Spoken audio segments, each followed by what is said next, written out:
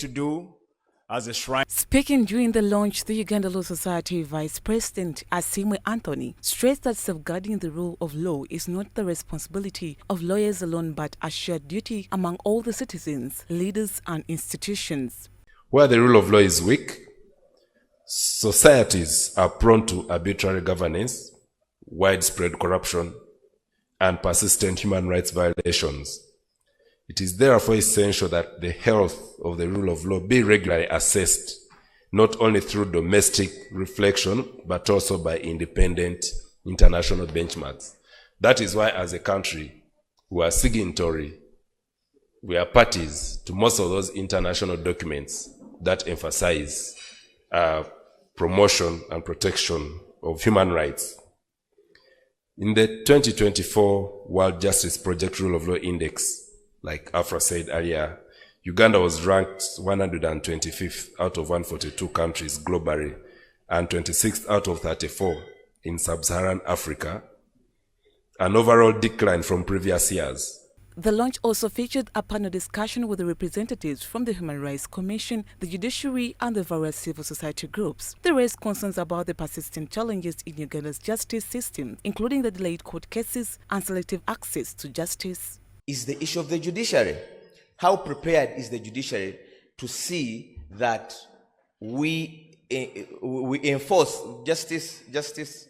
Egonda Antende, when he was receiving his honorary doctorate from Makerere, said the duty of any judicial officer is to breathe life into the Constitution. How prepared is our courts to breathe life into the Constitution?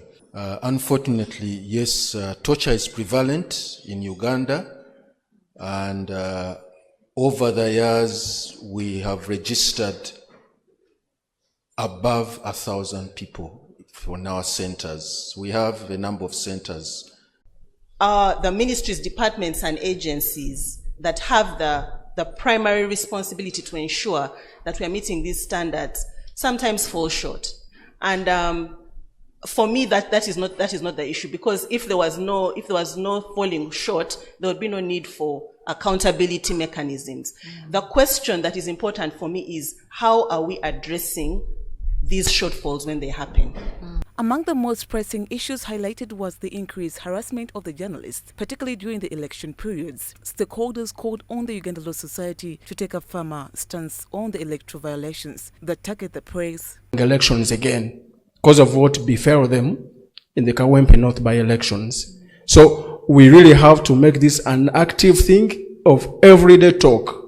We know that as we talk about preparedness of elections, yesterday, those of you who watched the news when the Electoral Commission said that my good friend Julius has run away, we saw the Minister of Justice at the groundbreaking of the new EC office telling the media that they still intend to bring an amendment to the electoral laws. The attendees at the launch expressed hope that the Uganda Law Society would continue advocating for justice, while also urging the organization to address systematic barriers affecting the ordinary Ugandans, including the court backlogs and the election irregularities.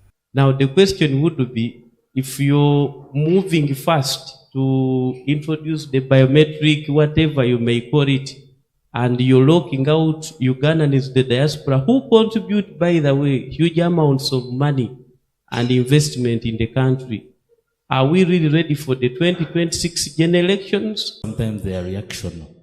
Some of the cases or complaints are filed and handled within 1 or 2 weeks. Some take years. What is the basis? The Uganda Law Society reaffirmed its commitment to strengthening the legal frameworks, promoting accountability, and promoting the human rights in the country.